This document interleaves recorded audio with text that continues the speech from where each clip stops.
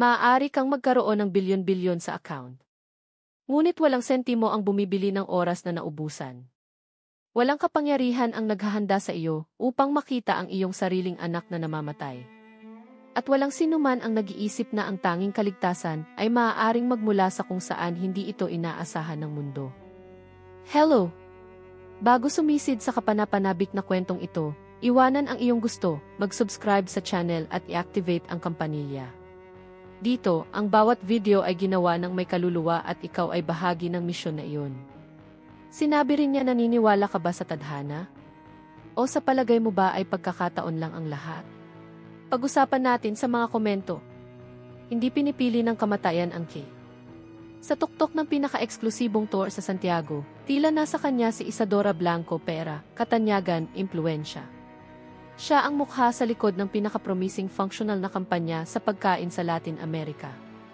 Ang pagpapakita ng modernong kalusugan. Ngunit sa loob niya, may isang bagay na naghihirap. Literal. Ang kanyang anak na si Caio, 9 na taong gulang pa lamang, ay nagsimulang magpakita ng hindi maipaliwanag na mga sintomas. Mga lagnat na hindi bumaba. Pagbaba ng timbang ng walang dahilan. Mga kilalang doktor, mga klinika, pang-eksperimentong paggamot, lahat ay walang kabuluhan. Sa bawat pagsusulit, higit pang mga katanungan. At mas kaunting oras. Kasabay nito, sa mga nakalimutang pasilyo ng isang ng komunidad sa kapitbahayan ng San Pedro, isang batang lalaki na hindi nakikita ng estado, si Tiago, ay tila alam ng higit pa kaysa sa sinumang doktor. Hindi siya propeta. Hindi isang henyo. Isang tao lang na nakatira ng napakalapit sa lason para hindi ito makilala. At siya ang unang sumulat ng mga salitang natanggap ni Isadora, na nakatiklop sa isang piraso ng papel, nang walang paliwanag. Nalason ka sa kung ano ang tinulungan mong likhain. 5 taon na ang nakalilipas, pumirma si Isadora ng kontrata sa Nutrigens. Ang pangako ay upang baguhin ang mundo ng nutrisyon gamit ang suplemento na vital, isang inumin na ibinebenta bilang isang mapagkukunan ng mahabang buhay, enerhiya at kaligtasan sa sakit ng cell. Ngunit iba ang sinabi ng mga pagsubok na tinulungan niyang maipasa. Hindi niya ito pinansin. Inilibing. Ngumiti pa rin siya sa harap ng mga kamera. Ngayon, namamatay na ang kanyang anak. At gayon din siya. Ngunit kung ano ang hindi ipinaliwanag ng tahimik na agham, ang tinig ng hindi kilalang batang iyon ay nagsimulang magbunyag. Samantala, alam ni Tiago na kailangan niyang tumakbo. Parami ng parami ang mga bata mula sa na nakakaranas ng parehong mga sintomas. Ang tanghalian na dapat ay pakainin sa kanila ay ibinigay sa pamamagitan ng isang solidarity action ng Nutrigens. Ginagamit ang mga ito. Muli, sa kalagitnaan ng gabi, ginamit niya ang isang lumang computer ng sentro ng komunidad upang subaybayan ang mga nakatagong pangagham na papel, mga forum ng medikal sa ilalim ng lupa, mga nakatagong file sa nakalimutang mga isi. Natuto siyang magbasa bago pa man siya makapagsalita, nagtuturo sa sarili niyang kaligtasan. At natuklasan niya ang isang bagay na nagugnay sa mga sintomas sa vital. Ngunit walang nakikinig sa isang bata na walang pangalan, walang apelyido. Hindi nakikita. Maliban sa kanya, si Isadora, na dating simbolo ng tagumpay, ngayon ay hindi na napapansin. Buhok, pagkahulog, kulayabo na balat, isang patuloy na sakit sa mga buto. Sinabi ng media na siya ay nawawala upang alagaan ang kanyang pamilya. Ngunit nagtatago siya mula sa kanyang sarili, mula sa pagkakasala, mula sa sistemang tinulungan niyang bumuo. Pagkatapos, sa isang tahimik na gabi, lumitaw siya. Hindi siya kumatok sa pinto. Naroon lang siya, nakatayo pa rin. Marumi, payat, na may mga mata na nakakita na ng higit pa kaysa sa nararapa. At sa isang parirala na magbabago sa lahat. Alam ko kung paano iligtas ang anak mo. Ngunit kailangan mong harapin kung ano ang iyong tinulungan na maikaganap. Kung ang kwentong ito ay nakahawk sa iyo hanggang ngayon, mag-sign up ngayon. Dahil ang susunod na mangyayari ay magbubunyag ng mas madilim na bahagi ng kapangyarihan. At ang pinaka hindi inaasahang pag-asa.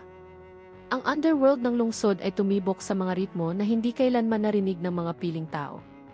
Sa kapitbahayan ng San Pedro, kung saan ang mga kable ng kuryente ay tila sumasayaw sa pagitan ng mga kinakalawang na poste, ang na Roots of Hope ay nakaligtas sa pabago-bago na mga donasyon at walang laman na mga pangako.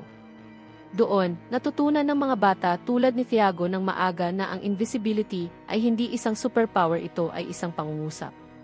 Walang kise, walang medikal na kasaysayan, walang record sa paaralan. Ngunit may maingat na mga mata at matalim na tainga. Si Thiago ay hindi lamang isang nakaligtas. Isa siyang tagamasid. Alam niya ang pangalan ng bawat halaman sa maliit na flower bed ng Alam niya ang epekto ng bawat pagkain na ibinuhos ng industriya doon bilang tulong. Pinagmamasdan niya ang lahat ng may matigas na pagkamausisa ng isang taong hindi maaaring magkamali. Wala siyang luho na magkasakit. Dahil sa katigasan ng ulo na ito, sinimulan niyang subaybayan ang mga pattern. Ang mga sintomas. Ang mga petsa ng paghahatid ng mga functional na pagkain.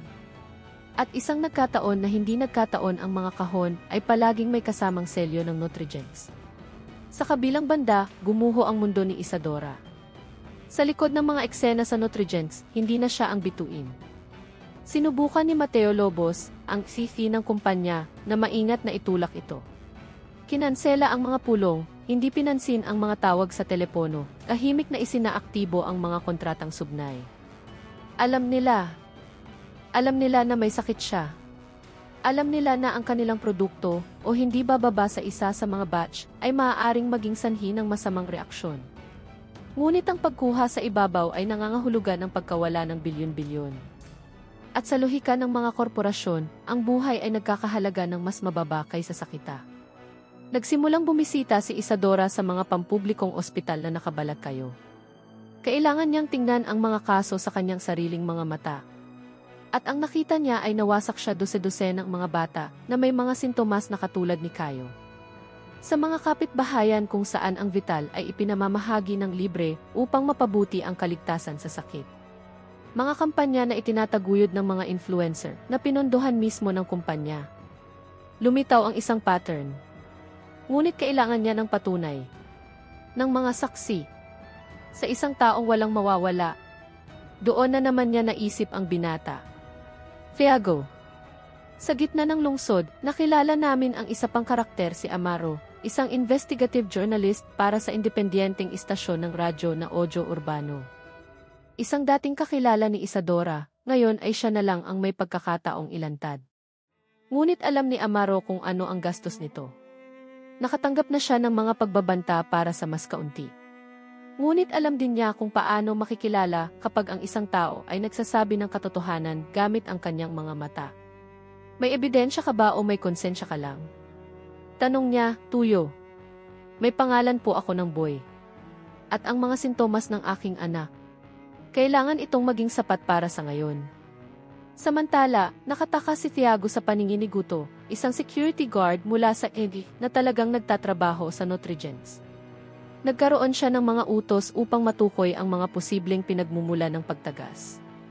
Ngunit si Thiago ay maliksi, tahimik, imposibleng sundin. Minamaliit siya ni Guto. Minamaliit siya ng lahat. Hanggang sa may ginawa siyang hindi inaasahan, pumasok siya sa gusali ng nutrients. Umakyat siya sa fire escape. At nagiwan siya ng isang pendrive na may mga dossier na tinipon niya mismo sa reception desk sa ilalim ng isang peking badge ng bisita. Sinira ng isang virus ang mga pangalawang server. At dumating ang alerto. Ngayon, siya ay higit pa sa hindi nakikita. Isa siyang target. Sa tahimik na sansinukob kung saan natutulog si Kayo, ang anak ni Isadora, na konektado sa mga tubo, nakatanggap ang kanyang ina ng isang hindi nagpapakilalang mensahe. Kung nais mong maunawaan kung paano siya ililigtas, pumunta sa komunidad ng San Pedro. Kausapin mo ang taong hindi mo pa nakikita. Alam niya kung kaninong mensahe iyon. Ngunit hindi ko alam kung magkano ang gastos. Ang pagbisita sa San Pedro ay hindi naganap tulad ng inaasahan ni Isadora. Walang kapanapanabik na pag-uusap, walang mainit na pagtanggap. Itinulak siya ng mga residente, ininsulto ng mga ina na may sakit din ang mga anak. Kinakatawan niya ang kumpanya na sumalakay sa komunidad na may mga ngiti sa propaganda at maling pangako. At ngayon, marupok at lagnat na katawan. Pero pagkatapos, sa alay sa tabi ng lumitaw siya. Dinala mo ba siya? Tanong ni Thiago ng direkta, nang walang papuri. Sino? Ang iyong anak. Kailangan kong makita. Hindi lamang siya. Kailangan ko ang kinakain niya. Napatingin sa kanya si Isadora. Ito ay surreal. Ngunit ang lahat ng bagay sa paligid ay nagsasabi na ang batang ito ay mas alam kaysa sa sinumang doktor. Tumango lang siya. Sa improvised laboratory ng science educator ng EHI, isang lumang lalagyan na inangkop sa isang teknikal na mikroskopyo ng paaralan at na-expire na mga reagent nagsimulang magtrabaho si Thiago. Inubos niya ang isang capsule ng suplemento. Ibinuhos niya ang isang dilaw na reagent. Tandaan. Iyon lang, bulong niya. Binago nila ang formula. Ngunit nakalimutan na nila ang mga bakas.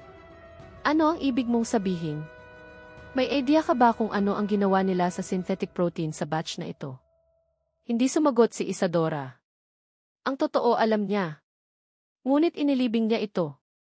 Samantala, sa punong himpilan ng nutrients, nakipagkita si Mateo Lobo sa kanyang legal counsel.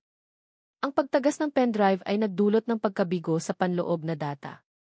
Ang isang bakas ng mga hindi otorisadong paglogin ay tumuturo sa sektor ng pamamahagi ng lipunan. Ang mas masahol pa ang pangalang Thiago ay lumitaw na nakalink sa mga larawan na nakunan ng isang lumang security camera. Bahala ka dyan, utos ni Mateo habang nakatitig kay Guto. Tahimik. Si Amaro, ang mamamahayag, ay nakatanggap ng mga larawan na ipinadala ng isang hindi nagpapakilalang profile. Ipinakita nila ang mga kahon ng vital na nakasalansan sa mga pansamantalang shed, kasama ang mga papel na may markang tinanggihan lot 46G. Mga larawan na kinuha sa isang pagmamadali, nanginginig ngunit totoo. Isinangguni niya ang data sa mga reklamo sa medical mula sa mga lugar na nangangailangan. Paulit-ulit ang pattern. Ngunit ang paglalathala ay nangangahulugan ng pagakit ng pansi ng mga makapangyarihang tao. Kailangan niya ng higit pa. Ng isang pangalan. Ng isang kwento. Nagpa siya si Isadora na kumilos. Dinala niya si Thiago sa kanyang apartment, dumaan sa isang service entrance para hindi maakit ang atensyon. Doon, nagkaroon siya ng access sa tunay na laboratorio ng nutrients o hindi bababasa ang mga produkto. Hinawakan niya ang kusina na parang eksperto. Kumuha siya ng mga sample. Kumuha siya ng mga tala. Binanggit niya ang mga enzyme, biocompatibility, cross-reactions. Siya ay paralisado. Ang batang iyon ay mas nakakaalam kaysa sa marami sa mga siyentipikong direktor ng kumpanya. Impossible. Iyon lang ang tanging pagkakataon para mailigtas ang kanyang anak. Nang gabing iyon, habang natutulog sila sa iisang silid si Thiago sa isang sopa, si Isadora sa sahig sa tabi ng kama ni Caio, ang mga pagbaril ay tumama sa pintuan sa harapan. Nasira ang mga bintana. Tahimik na pag-atake ng walang babala. Hindi iyon pagnanakaw. Mensahe iyon. Kinalagkad ni Thiago si Isadora sa fire escape. Iniwan nila ang gusali ng hindi nakikita at tumakas patungo sa tanging ligtas na lugar, ang abandonadong bahay kung saan siya natutulog sa likod ng hindi na ginagamit na istasyon ng tren. Doon, sa gitna ng mga lumang kutson at mga aklat na may amag, naunawaan niya kung ano talaga siya, isang saksi. Isang nakaligtas sa kapabayaan na tinulungan niyang isponsor. At doon inihayag ni Thiago ang nalalaman niya. Ang lot 46G ay may pagkakaiba-iba. Sinubukan ito sa isang maliit na pangkat noong 2022. Ang data ay nagpapakita ng malubhang salungat na reaksyon. Ngunit may nagbura ng lahat. Nabawi ko ang mga bahagi ng sistema ng kumpanya. Nag-hack ka ba sa mga server? Nakita ko kung ano ang ginagawa nila. Akala ko walang makinig. Nung nakita ko sa DE ang anak mo, naiintindihan ko. Pinarurusahan ka nila. Ginagamit nila siya bilang halimbawa. Ngunit bakit? Kasi masyado kang nalalaman. Pagkalipas ng 2 araw, inilathala ni Amaro ang unang artikulo. Ang Death Supplement Nutrients Secret Batches sa Underserved Areas. Ang epekto ay agad-agad. Ngunit ito ay din mapanganib. Sa araw ding iyon, nasunog ang ENI. Naglaho ang guro. Isang doktor na tumulong sa GG ang nagdusa ng aksidente sa trapiko. Naiintindihan ni Isadora na ngayon ay wala nang babalikan. O kaya naman ay ipapabagsak niya ang kumpanya. O ilibing ang kanyang anak. Ang oras ay naging isang hindi mapag-aalinlanganan na kaaway. Hindi na binuksan ni Caio ang kanyang mga mata. Ang lagnat ay patuloy na ngayon, lumalaban sa anumang gamot. Bumagsak ang kanyang immune system. Si Isadora, na ang kanyang buhok ay manipis na dahil sa tensyon at walang tulog na gabi, ay halos hindi nakilala ang kanyang pagmumuni-muni. Ngunit sa tabi niya, nanatiling malinaw si Thiago. Matatag. Sa sobrang galit na nagtulak sa kanya na sumulong kahit sa harap ng kaguluhan. Samantala, nakatanggap si Amaro ng anonymous na tawag. Isang tinig ng babae. Tense. Ako ay isang bioengineering analyst sa Nutrigens. Dapat ay hindi na umalis ang Lot 46E sa yugto ng pagsubok. Sinuhol nila ang komite ng regulasyon. Mapapatunayan ko ito. Ang pangalan niya ay Elena, isang dating empleyado na kasalukuyang nasa exile sa Katimugang Child. Nagpadala siya ng mga kopya ng mga ulat, manipulahin ang mga klinikal na ulat, mga panloob na mensahe na may direktang utos mula kay Mateo Lobos. Armado ang bomba. Ngunit higit pa ang kailangan isang mukha. Isang kwento ng tao. At alam ni Isadora na kailangan niyang maging kanya. Sa kanlungan ng istasyon ng tren, nagsimulang magpakita ng mga sintomas si Thiago. Pananakit ng tiyan. Maputla. Malamig na pawis. Nagpanik si Isadora. Kinuha mo rin ba ang Vital? Uminom ako ng baso minsan. Gutom na gutom ako. Hindi ko alam. Naubusan siya ng oras. Ginamit niya ang mga kontak mula sa nakaraan, sinalakay ang lumang laboratorio ng Nutrigens, ninakaw ang mga reagent, nilikha kasama si Amaro ng isang uri ng listahan ng pagsubaybay kung nasaan ang mga batch, kung sino ang nakatanggap ng mga ito, kung sino ang nakaimbak ng mga ito. At pagkatapos, isa pang pangalan ang lumitaw Augusto Noriega, isang doktor na may madilim na kasaysayan na tinanggap upang maling karakterize ang mga epekto ng mga produkto. Siya ang pumirma sa mga maling ulat tungkol sa mga pagpapabuti sa mga bata. Isang malamig na tao. Tupak. At lubhang mapanganib. Samantala, pinalakas ni Mateo Lobos ang kanyang pressure. Pinag-aagawan niya ang mga media outlets. Nagutos siya ng mga dokumentaryo tungkol sa mga benepisyo ng Vital. Lumikha siya ng mga peking pahina sa mga network upang siraan si Amaro. Inilunsad nito ang isang bagong kampanya sa advertising na may isang bagong mukha, isang digital fitness influencer bata, Tand, nakangiti na ginagarantiyahan kumuha ako ng Vital araw-araw, at hindi ako naging mas mahusay. Karamihan sa mga tao ay naniniwala dito. Ngunit sa likod ng mga eksena, lalong tumitindi ang kaguluhan. Ang nutrisyonista na pumalit kay Isadora sa kumpanya, si Lecha Freer, ay nagsimulang maghinala. Humingi siya ng access sa lumang data at tinanggihan.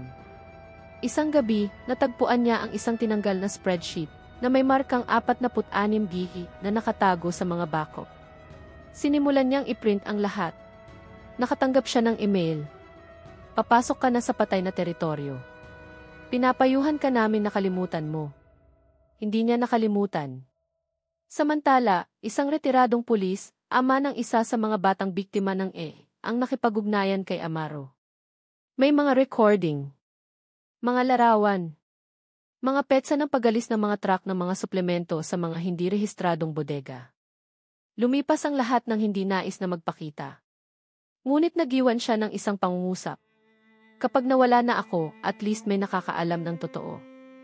Gamit ang mga elementong ito, lumikha sina Isadora at Amaro ng isang kumpletong dossier. Ngunit ang pag-publish ng lahat ng bagay na tulad nito ay pagpapakamatay. Kailangan nila ng isang paglabag, isang bagay na maglalagay ng opinyon ng publiko sa tamang panig. At natagpuan nila ito ang ospital kung saan na ospital si Caio ay ginamit din ang Lot 46E bilang institutional test sa mga pasyenteng may malalang karamdaman. May nakasing na record, isang protocol, at kabilang sa mga doktor, isang malaking pangalan George Salinas, isang respetadong pediatrician. Ama ng isang batang lalaki na namatay matapos gamitin ang droga. Hinanap siya ni Isadora. Nasira siya. Uminom. Halos hindi siya magsalita. Ngunit nang makita niya ang mga mata ni Caio, may nagbago sa kanya. Kinuha niya ang mga papeles. Tahimik niyang binasa ito. At sinabi niya, "Sasama ako sa iyo." Tumatakbo ang orasan. Nag-aayos si Elena na magkita sa isang pampublikong istasyon ng radyo. Naghahanda na si Amaro ng isang live special. Si Thiago, kahit na siya ay may sakit, ay nagorganisa ng mga file at nag-record ng mga video na nagpapaliwanag ng kimika ng sangkap sa simpleng wika na tila nakikipag-usap siya sa ibang mga bata. Alam ni Isadora na wala nang babalikan. O kaya naman ay sasabog ang katotohanan. O lahat ng bagay ay ililibing sa kanila. Ang live broadcast ay naka-schedule sa 8:00, direkta mula sa mga studio ng Audio Urbano Radio. Ito ay magiging 1 oras na espesyal na may dokumentadong ebidensya, mga panayam sa mga biktima, mga ulat mula sa mga doktor at, sa dulo, isang eksklusibong pahayag mula kay Isadora Blanco ang babae na tumulong sa paglikha ng produkto at ngayon ay tumutulig sa dito. Bandang 7:22 ng gabi nang mawala si Elena. Ang kanyang kotse ay natagpuang walang laman sa gilid ng Route 5 South na may mga palatandaan ng banggaan sa gilid at dugo sa manibela. Wala na ang cellphone. At sa tabi nito, ang orihinal na mga dokumento ng dossier. Ang balita ay dumating tulad ng isang saksak.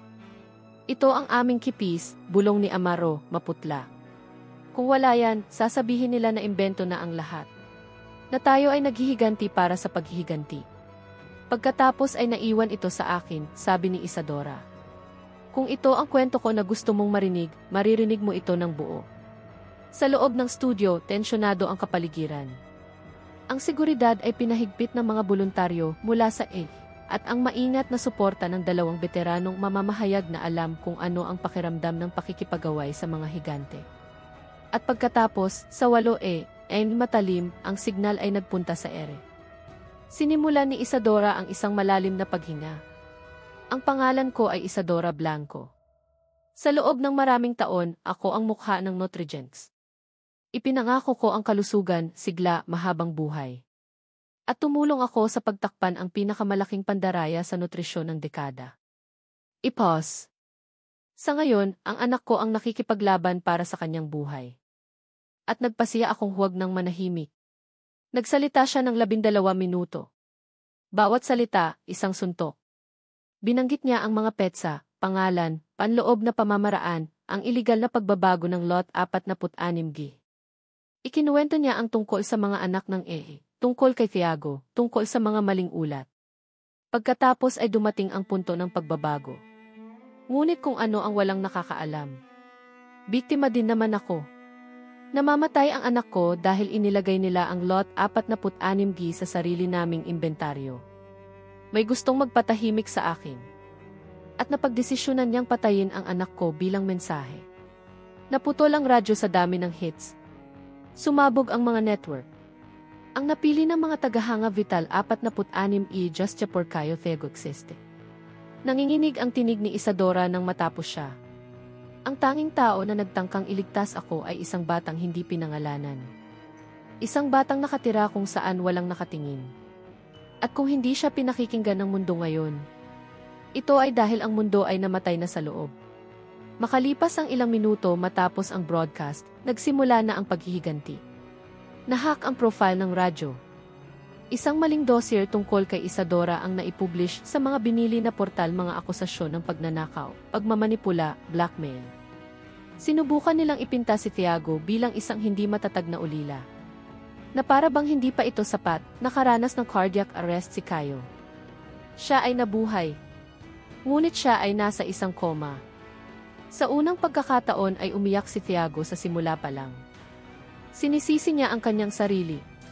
Dahil hindi kumilos ng mas mabilis. Dahil hindi ako nagsalita ng mas malakas. Niyakap siya ni Isadora na parang anak. Wala siyang sinabi. Dahil sinisisi din niya ang kanyang sarili. Ngunit pagkatapos, may hindi inaasahang nangyari. Si George Salinas, ang doktor na nawasak ng pagkamatay ng kanyang sariling anak, ay lumitaw sa harap ng mga kamera ng pinakamalaking programa ng balita sa bansa. Sa pambansang telebisyon na may nanginginig na tinig, kinumpirma niya ang lahat. Pinatay ni Nutrigens ang anak ko. At pinatay niya ang iba. Pinirmahan ko ang mga dokumento. Tumulong ako. Ngunit nang sinubukan kong tumigil, pinagbantaan nila ako. Ngayon, hindi ko na kayang mabuhay sa katahimikan na iyon. Tumigil ang bansa. Kinabukasan, sinuspinde ng Ministry of Health ang pagpaparehistro ng Vital. Inutusan niya ang pagkolekta ng lahat ng lote. Ang isisi na si Mateo Lobos ay lumitaw na nakangiti sa isang video na nagsasabi na ang lahat ay isang isterya na sanhi ng peking balita. Ngunit pagkatapos, si Leche Freer, ang bagong nutrisyonista ng kumpanya, ay binasag ang katahimikan. Inihatid niya ang isang hard drive na may lahat ng mga panloob na ulat. Ipinakita niya ang mga edisyon, ang mga pangalan ng mga kasangkot, ang mga deposito na hindi ininspeksyon. At kabilang sa mga pangalan, isa ang namumukod tangi Isadora Blanco, bilang kumayakda ng mga unang pagsubok. Nagyayelo ang mundo. Sinimulan na niya ang lahat. Ngunit ngayon, ipinaglalaban niya ang lahat ng kanyang nilikha. Sa paglabas ng radyo, nang dumating ang mga pulis upang ihatid sila sa isang ligtas na kanlungan, hinawakan ni Thiago ang kamay ni Isadora. Hinahabol nila kami ngayon, di ba? Siguro. Ngunit ngayon ang mundo ay nanonood. Hindi nila alam kung ano ang gagawin kapag ang mundo ay tumingin sa kanila. Lumabas na ang katotohanan. Ngunit kasama nito ang mga bagong banta. Sa mga araw pagkatapos ng broadcast, ang buhay ni na Isadora at Thiago ay naging isang emosyonal at pisikal na larangan ng digmaan. Pinalibutan sila ng press, lumipad ang mga helicopter sa ospital, at lumitaw ang mga hindi nagpapakilalang banta bawat oras. Nasa komatos pa rin si Caio. Ang mga doktor ay hindi nagbigay ng mga garantiya. Ngunit isang bagay ang sigurado, ang lot 46G ay naroroon sa kanyang dugo. At ngayon, sa dugo din ni Thiago, na ang kalagayan ay tahimik na nagsisimulang lumala. Mahal ang katotohanan. Si Amaro ay nagtago sa radyo na may pinalakas na seguridad. Sa materya ni Leticia at sa patotoo ni Salinas, naghanda siya ng isang serye ng mga ulat sa pakikipagtulungan sa mga internasyonal na outlet. Sinubukan siyang idemanda ng Nutrigens para sa paninirang puri, ngunit ang takbo ay nagbago na. Binuksan na ang mga investigasyon. Humingi ng paliwanag ang Kongreso. At sa isang hindi inaasahang paglipat, inihayag ni Nutrigens Chairman Flix Monteblanco na si Mateo Lobos ay tatanggalin upang matiyak ang transparency ng kumpanya. Isang kalkuladong ngunit walang kabuluhang hakbang tumakas si Mateo sa bansa ng gabing iyon. Kahit na si Thiago ay nagpatuloy pa rin sa pagsusulat. Gumawa siya ng mga video na may simpleng wika upang ipaliwanag kung paano ang isang suplemento ay maaaring mukhang hindi nakakapinsala at maging sanhi pa rin ng hindi maibabalik na pinsala. Naging viral ang kanyang mga video. Naging simbolo ito ng paglaban. Isang batang nakaligtas sa kapabayaan. Ang invisible na ngayon ay nakikita ng lahat. Ngunit alam niyang mahina ang katanyagan.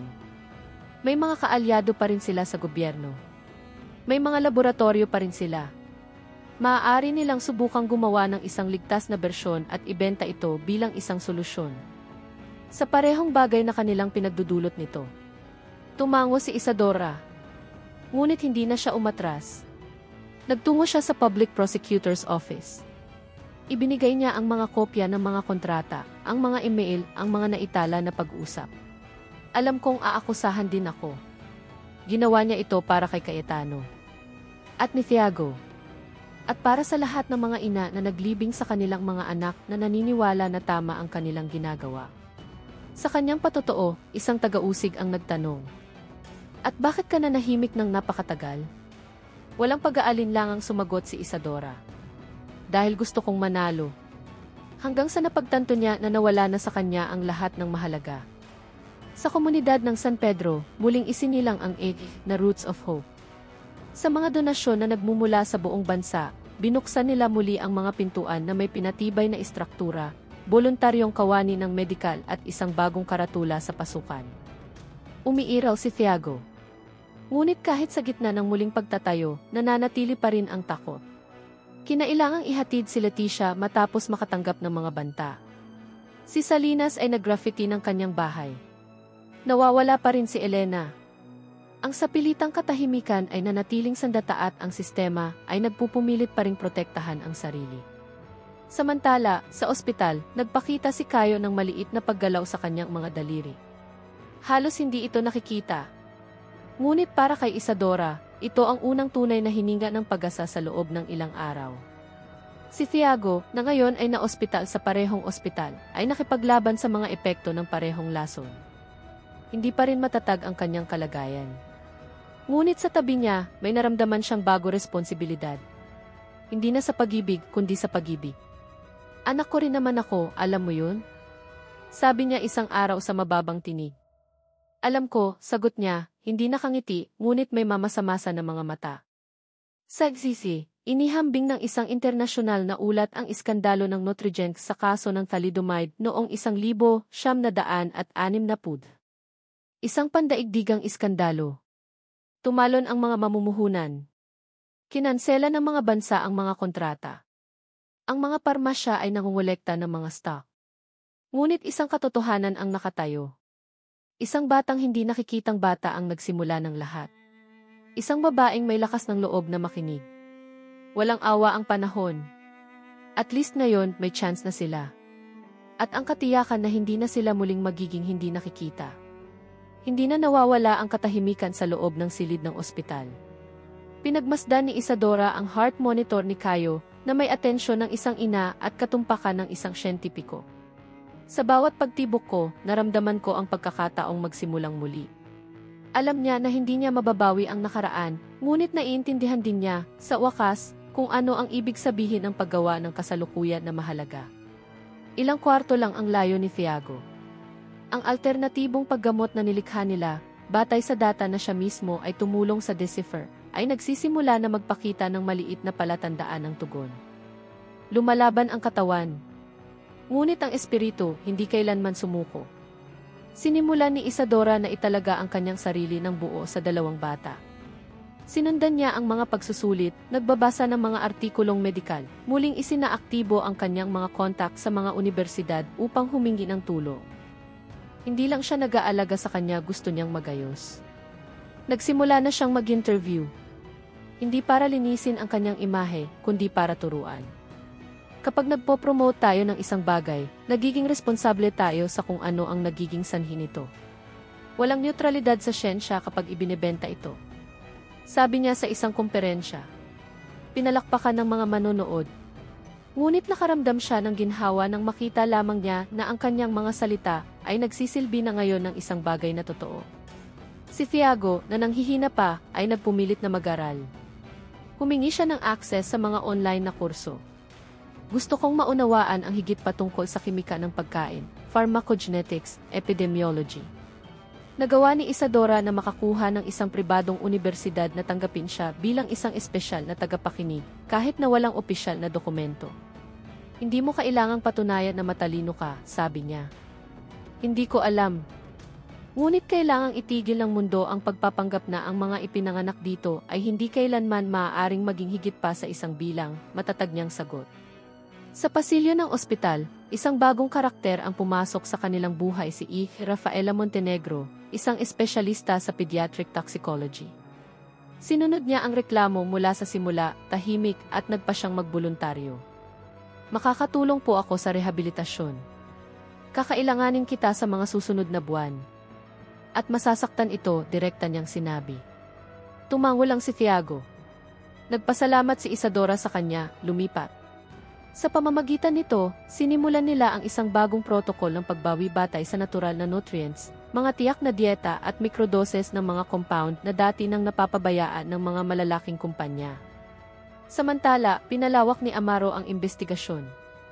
Ang mga reklamo ay nagmula sa ibang bansa. Ang iba't ibang mga bersyon ng Vital ay ipinadala sa mga mahihinang komunidad sa Peru, Colombia, Mexico.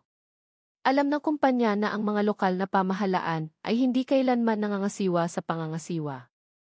Ngayon, ang mga internasyonal na tribunal ay lumipat. At sa gitna ng lahat ng ito, ang pangalan ni Thiago ay binanggit sa mga pagdinig, ulat, debate sa parlamento. Siya ang naging simbolo ng kung ano ang sinubukan ng sistema na ilibing ngunit nabigo. Isang araw, habang bumibisita sa muling itinayong nakita ni Isadora ang isang bagay na bumagsak sa kanya sa loob, isang pader na natatakpan ng mga guhit ng mga bata. Ang mga bata ay nagpinta ng mga eksena mula sa ospital, kasama niya si Thiago, at isang paulit-ulit na imahe, isang puting kabayo na may mga pakpak na nagdadala sa dalawa sa mga ulap. Ano iyon? Tanong niya. Ito ang presyo na laging iginuhit ni Thiago, sabi ng isa sa mga tagapagturo. Sabi niya, ang hayop ang magpapaalis sa kanya dito balang araw. Dumating si Thiago mula sa likuran na may mahiyaing ngiti. Kung sakaling sumakay ako ng kabayo, gusto kong maging Frisian. Ang pangako ay utang, sagot ni Isadora. Sa suporta ng isang internasyonal na pundasyon, nagawa nilang dalhin si Thiago sa isang pang-eksperimentong sesyon ng hipotherapy. Nang una siyang magtipon na may tulong, syempre nagpalabas siya ng isang tawa na walang narinig dati. Ito ay mas malakas kaysa sa anumang kapsula, sabi niya, na mailuha sa kanyang mga mata. Umiiyak din si Isadora. Hindi sisihin. Ngunit ng pagpapalaya. Nagsimulang idilat ni Kayo ang kanyang mga mata. Mahina ngunit buhay. Bulong pa rin ang boses, pero isang hapon sinabi niya. Inay, napanaginipan ko ang isang batang lalaki. Hinawakan niya ako. Hindi siya sumagot. Kinamayan lang niya ang kamay. Alam ko na totoo ito kahit hindi ko maintindihan kung paano. Sa mga sumunod na buwan, nagsimulang magbigay ng mga lektura si Isadora sa mga pampublikong paaralan na nagbabala tungkol sa pagkonsumo ng mga industrialisadong produkto ng walang transparency. Lumikha siya ng isang proyekto na tinatawag na pagkain na may pangalan upang turuan ang mga bata na basahin ang mga label, kilalanin ang mga labis, gumawa ng mga malaytao na pagpipilian. Si Thiago ang naging kauna-unahang teenage mentor ng proyekto. Kung kahit na natutunan ko, kahit sino ay maaaring. Dapat may nagtuturo, sabi niya. At ngayon, mayroon. Hindi nila nakakalimutan ang sakit na nararamdaman. Ngunit natuto silang gawing buhay ang mga ito. Sa kauna-unahang pagkakataon, nagsusulat sila ng sarili nilang kwento. Mas kalmado ang lahat. Ngunit walang nagkamali, ang katahimikan lamang ang nauna sa huling suntok. Naglalakad na si Thiago na may tulong. Hindi siya tumakbo, bagkus ay naglalakad ng may dignidad. Ang kanyang enerhiya ay bumabalik ng dahan-dahan, tulad ng isang taong muling nagtatayo ng isang mundo mula sa simula. Si Kayo, naman, ay ginugol ang kanyang mga araw sa pisikal na therapy at, sa gabi, nakikinig sa mga kwento na sinabi ng kanyang bagong kaibigan tungkol sa mga enzyme, hindi nakikitang mga labanan at mga kabayo na lumipat. Ngunit hindi pa tapos ang tunay na digmaan. Sa kabilang panig ng karagatan, muling lumitaw si Mateo Lobo sa Dubai. Sa pagbibigay ng mga piling panayam, sinabi niya na siya ay biktima ng isang ekopopulista na plot. Inilunsad niya ang isang digital na libro kung saan sinubukan niyang muling itayo ang kanyang sarili bilang isang guru ng corporate emotional health na nangangako ng isang bagong mas ambisyoso na startup. Itinanggi niya ang lahat ng akusasyon. Sinabi nito na ang kaso ng Nutrigex ay manipulahin ng mga interes sa politika. Ngunit ang hindi niya alam ay hindi na ihatid ni Lecha Freer ang lahat ng mga dokumento ng sabay-sabay. Nag-iingat siya ng huling file. Isang video. Ito ay isang panloob na pag-record. Mula sa isang pagpupulong noong 2022. Si Mateo, sa isang malupit na tinig, ay pinilit ang pangkat ng pananaliksik. Kung may collateral reaction, ayusin ang data. Sa palagay mo ba ang Vitamina 2 ay nagbebenta dahil ito ay nagpapagaling ng anumang bagay? Kung ang mga mahihirap lang ang papatayin mo, hindi ito problema. Ang tanging pagkakamali ay upang hayaan itong tumagas. Ang parirala ay bumagsak na parang asid. Alam ni Amaro na ang recording na iyon ang huling bala. Ngunit alam din niya na kailangan nilang ilabas ito sa tamang panahon kapag ang opinyon ng publiko ay gutom para sa hustisya, hindi lamang galit. Kaya, nagplano siya ng isang espesyal na dokumentaryo para sa pampublikong TV at isang sabay-sabay na premiere sa isang tanyag na streaming platform. Ang pangalan Invisibles. Paglunsad sa loob ng isang linggo. Naramdaman ni Isadora ang bigat ng desisyon. Alam niya na ang pagkakalantad na ito ay nangangahulugang maging isang tiyak na target. Ang Nutrigex ay umiiral pa rin bilang isang balangkas. Ang mga shareholder nito, ang mga kaalyado nito sa politika, ang mga abogado nito ay aktibo pa rin. At alam nila kung paano durugin ang reputasyon.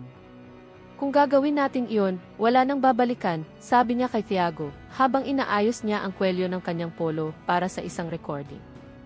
Nagawa na namin. At bumalik kami. Ngayon ay hindi na sila babalik. Samantala, ang na Roots of Hope ay pinalitan ng pangalan sa pambansang telebisyon. Thiago Center para sa Nutrisyon at Hustisya sa Pagkain. Ang inaugurasyon ay nai-broadcast ng Live. Isang puwang na may mga laboratorio, mga silid ng psikolohikal na suporta, pamamahagi ng organikong pagkain at mga workshop. Isinuot ni Isadora ang lab coat, ngunit walang ningning ng dati. Ngayon, nagsusuot siya ng layunin. Sa kanyang talumpati, sinabi niya, "Eto, walang bata ang magiging ginyapig. Dito, ang kaalaman ang pinakamahalagang pagkain." Nagsalita si Thiago kalaunan. Sa matibay na tinig, nanginginig na mga kamay, nagniningning na mga mata. Ang pagiging invisible ay halos pumatay sa akin. Gusto ko lang turuan ang ibang mga bata kung paano makakita. 3 araw bago ilabas ang dokumentaryo, nakatanggap si Amaro ng summon sa korte. Ang Nutrigens, kahit na nanghina, ay nakakuha ng suporta mula sa isang magiliw na hukom upang subukang itigil ang eksibisyon. Nang malaman ito ni Leticia, natawa siya. Tapos dumating na ang panahon. Inilathala niya ang buong video sa mga network, kasama ang isang bukas na liham. Kung gusto nila kaming patahimikin, iyon ay dahil may sasabihin kami. Leche Freer. Sa loob lamang ng 4 na oras, umabot na sa 12 million views ang video. Kinabukasan, nagtungo sa lansangan ang mga nagpoprotesta. Sa mga paaralan, ginamit ng mga guro ang kaso bilang halimbawa. Sa mga korte, dumami ang mga class action. Sa Kongreso, ang mga deputy na dati nang hindi pinansin ang issue ay nais na ngayon ang kanilang mga pangalan na naugnay sa pagtatanggol sa kalusugan ng publiko. Ngunit higit sa lahat, ang mga tao ay nagsimulang tumingin sa mga label. Para sa mga kontrata, para sa mga batas, at para sa mga batang tulad ni Thiago. Ngumiti si Caio sa kauna-unahang pagkakataon sa loob ng ilang buwan nang makita niya ang video ng bagong dokumentaryo na inihayag. Sabi ng tinig ng tagapagsalaysay. Sinubukan nilang burahin ang kinabukasan. Ngunit nakalimutan nila na alam ng hinaharap kung paano magsalita. Hinawakan ni Isadora ang kanyang kamay. Nakangiti rin si Thiago sa kabilang panig ng kama. Alam nila darating ang panahon. At hindi maiiwasan ang epekto. Ang premiere ng Invisibles ay naka-schedule para sa 8 sa isang maulan na Huwebes. Pagsapit ng alas 7:50 ng gabi, mahigit 1 milyong katao na ang nakakonekta. Ang mga paaralan ay nag-broadcast ng live. Ang mga ospital ay nag-organisa ng mga screening sa mga auditorium. Sa San Pedro, naglagay ang mga residente ng malaking screen sa gitnang plaza. Ang sentro ng komunidad ng Thiago ay puno ng mga bata na nakaupo sa sahig. Ang mga mata ay nakatuon sa screen. Bandang alas 8:00 ng gabi nang magsimula ang video. Ang mga unang eksena ay nagpapakita ng mga larawan ng archive. Mga batang may sakit. Maraming nakasalansan sa maruming bodega. Seryosong tono ang boses ng tagapagsalaysay. Kapag ang kita ay nanaig sa buhay, ang mga biktima ay hindi nawawala, hindi sila nakikita. Hindi nagtagal ay lumitaw si Isadora. Pagod ngunit matatag na mga mata. Ipinagtapat ang lahat. At pagkatapos, ang video ni Mateo. Kung ang mga mahihirap lang ang pinapatay mo, wala namang problema. Sumabog ang mga salita sa mga network. Ang galit ay naging gasolina. Ang mga komento ay dumami. Kinuha ito ng anak ko. Nagbebenta pa rin ang kumpanya dito sa aming lungsod. Nasaan ang mga taong may pananagutan? Samantala, si Mateo Lobos sa Dubai ay nagsisikap na makipag-ugnayan sa kanyang mga abogado. Ang larawan niya, na napapaligiran ng mga security guard sa isang marangyang gusali, ay lumitaw sa Z. Ang Interpol, sa ilalim ng panggigipit ng opinyon ng publiko, ay naglabas ng internasyonal na warrant of arrest. Ibinaba niya ang kanyang cellphone. Ngunit huli na ang lahat. Sa trial, ang mga reaksyon ay kaagad. Inanunsyo ng Public Prosecutor's Office ang pagbubukas ng isang espesyal na task force. Ang bank account ng Nutrigens ay na-freeze. Si Leticia ay ipinatawag bilang pangunahing saksi. At si Isadora, tinawag siya para magpatotoo sa Senado. Sa pambansang kongreso, umakyat si Isadora sa hagdanan kasama si Thiago sa kanyang tabi. Parehong nakasuot ng puting kamiseta, walang tatak, walang sponsorship. Katahimikan sa silid. Ang pangalan ko ay Isadora Blanco. Sa loob ng mahabang panahon, kinakatawan ko ang isang sistema na inuuna ang hitsura kaysa sa kakanyahan. Hindi ko pinansin ang mga babala, itinago ang mga dokumento, at mumiti sa mga kamera habang nagkakasakit ang mga bata. Huminga siya ng malalim. Ngunit itinuro sa akin ng isang batang lalaki na ang pagiging invisible ay hindi kawalan. Ito ay paglaban. At ngayon, narito na siya. Sa aking panig. Buhay. Pinag-uusapan. Isang hakbang pasulong ang ginawa ni Thiago. Walang mikropono sa taas ng kanyang bibig, kaya ibinaba ng isang katulong ang isang pedestal. Hindi lang natin gusto ang hustisya.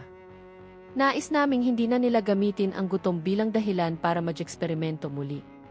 At na hindi kailangang lason ang bata para mapansin. Bumagsak ang silid sa palakpakan. Kinaumagahan, isang hindi pangkaraniwang eksena ang naging headline. Si Mateo Lobos ay naaresto sa isang paliparan sa Turkey na nagtangkang sumakay sa isang eroplano papuntang Singapore na may mga peking dokumento. Sa larawan, ang kanyang ekspresyon ay pinaghalong takot at hindi makapaniwala. Ang taong nag-aakala na siya ay nasa itaas ng mundo ay ngayon lamang. Isa pang lalaki. Si Amaro, na naantig ay nagsalaysay ng sandali sa isang espesyal na live na edisyon. Ito ay opisyal. Bumagsak ang imperyo. Ngunit hindi ito ang isang hukbo na nagpabagsak sa kanya. Bata pa iyon. At isang babae na nagpa siyang tumigil sa pagkukunwari. Sa ospital, umiti si Kayo ng totoo. Inay, totoo ba na inaresto ang masamang lalaki? Totoo yan, anak. At buhay ka upang malaman. Si Thiago, sa tabi niya, ay nagbigay lang ng thumbs up. Makalipas ang ilang buwan, naaprubahan ang Marco Thiago, isang bagong batas na nagbabawal sa pamamahagi ng mga hindi reguladong pandagdag sa pagkain sa mga mahihinang komunidad ng walang ganap na transparency. Ang bawat label ay nangangailangan na ngayon ng isang EC code na may pinagmulan, petsa ng batch, klinikal na pag-aaral, at pambansang pagpaparehistro. Isang proyektong pangedukasyon ang isinama rin sa kurikulum ng pampublikong paaralan. Kalusugan na may konsensya. Sa huling eksena ng dokumentaryo, nakuna ng kamera ang isang bukas na field. Si Thiago ay nakasakay sa isang kabayong Frisian na napapaligiran ng iba pang mga bata. Tahimik na nakatingin si Isadora. Ang pangwakas na pagsasalaysay ay mababasa. Sinubukan nilang patahimikin ang katotohanan. Ngunit ang katotohanan ay natutong maggalo. Kaya, ang climax ay hindi dumating bilang isang pagsabog. Dumating ito bilang isang mahinahon na ungol. At patuloy itong umaalinggaw. Magpakailanman. Hindi ito ang katapusan. Ito na ang bagong simula. Bumagsak ang Nutrigens. Ang mga ari-arian nito ay na-freeze, ang mga pinuno nito ay ikinulong o ipinatapon, at ang punong himpilan nito ay nawasak matapos ang isang pagsisiyasat na nagsiwalat ng isang web ng katiwalian, pagsasabuatan, at hindi nakikitang pagkawasak. Nakita ito ng sanlibutan. Nag-react ang mundo. Ngunit wala sa mga ito kumpara sa kung ano ang umusbong sa katahimikan sa likod ng mga eksena ng tagumpay na ito. Sa pediatric ward ng isang pampublikong ospital na muling itinatag gamit ang mga voluntaryong donasyon, naglakad si Kayo, dahan-dahan ngunit matatag. Ang kanyang mahiyain na mga hakbang ay umalinggaw-ngaw tulad ng mga tambol ng digmaan na nanalo. At sa tabi niya, si Thiago na ngayon ay opisyal na nakarehistro, na may apelyido, at pagkamamamayan ay lumakad na parang tumapak sa isang lupa na sa wakas ay kinikilala niya bilang kanya. Tinalikuran ni Isadora ang lahat ng kontrata. Tinanggihan niya ang mga panukala para sa mga libro, pelikula, eksklusibong mga panayam. Lumikha siya ng isang pundasyon na ipinangalan sa kanyang anak na lalaki at sa batang nagligtas sa kanya Instituto Cayo Thiago, na nakatuon sa independiyenteng pananaliksik sa nutrisyon at edukasyon sa komunidad. Hindi na ito kailangang ipagdiwang. Gusto kong maging kapakipakinabang. Sa isang maliit na auditorium ng pampublikong paaralan, tumayo si Thiago sa harap ng isang klase ng mga bata sa elementarya. Nagsuot siya ng badge na nakasulat na mentor at may hawak na makulay na kahon na may packaging ng mga produktong pangindustriya. May nakabasa na ba dito sa nakasulat sa likod ng mga pakete na ito? Unti-unti nang nagtaas ang mga kamay. Mula ngayon, kayo na ang magiging mga mata ng di nakikita. At walang sinuman ang lunukin ang isang kasinungalingan na parang pagkain pa. Sa telebisyon, binanggit ng mga mamamahayag ang vital effect bilang isang watershed sa kasaysayan ng pandaigdigang seguridad sa pagkain. Ang mga bansa ay lumikha ng mga komisyon, ang mga universidad ay nagbago ng mga kurikulum, at ang isang bagong henerasyon ng mga kabataan ay nagsimulang magtapos na may kritikal na kamalayan sa kung ano ang kanilang kinakain. At sa bawat debate, sa bawat klase, ang pangalang Tiago ang lumalabas. Hindi bilang isang martyr. Bilang isang propeta sa Allahu alihi wasallam. Isang umaga, nakatanggap ng tawag si Isadora mula sa Ministry of Health. Inanyayahan nila siyang mag-coordinate ng isang pambansang proyekto upang muling bulangkain ang mga patakaran sa pagkain sa paaralan. Pinasalamatan niya siya at tumanggi. Natagpuan ko na ang aking pwesto. Ginawa niya ito habang ipaste, kasama si Tiago, ang mga pangalan ng mga bagong pamilya sa mga garapo ng delata na may mga buto ng mga nakapagpapagaling na halaman, bahagi ng isang proyekto ng self-sustainable na mga hardin ng komunidad. Ngayon, ito ay nagtatanim. Ngayon, ito ay tungkol sa pag-aalaga. Ngayon, ito ay upang matiyak na walang sinuman ang kailangang sumigaw upang marinig. Dahil sa huli, ang kwento ay hindi tungkol sa pagkalason, hindi ito tungkol sa mga suplemento. Ito ay tungkol sa mga taong nangangahas na basagin ang katahimikan. Ito ay tungkol sa paggawa ng sakit sa isang tulay. At hindi nakikita. Sa parola, makalipas ang ilang taon, sa isang paaralan sa kanayunan, itinaas ng isang batang babae ang kanyang kamay at nagtanong. Guro, totoo ba na ang isang batang lalaki ay nag-iisa na nagpabagsak ng isang malaking kumpanya? Ngumiti ang guro. Naglakad siya papunta sa bintana, pinagmamasdan ang mga bata na nagtatanim ng mga halamang gamot sa hardin ng paaralan. Sa gitna, isang tansong rebulto. Isang bahagyang batang lalaki na may matatag na hitsura, nakasakay sa isang kabayong Frisian. Hindi siya nag-iisa. Siya lang ang unang nakita. At doon na minsan ay naghari ang katahimikan. Isang buong mundo ang umuunlad. Kung ang kwentong ito ay nakaapekto sa iyo. Kung nag-iisip ito sa iyo, kung may inilipat ito sa loob. Kaya huwag hayaang lumipas ito ng tahimik. Mag-subscribe sa channel upang sundin ang higit pang mga kwentong tulad nito.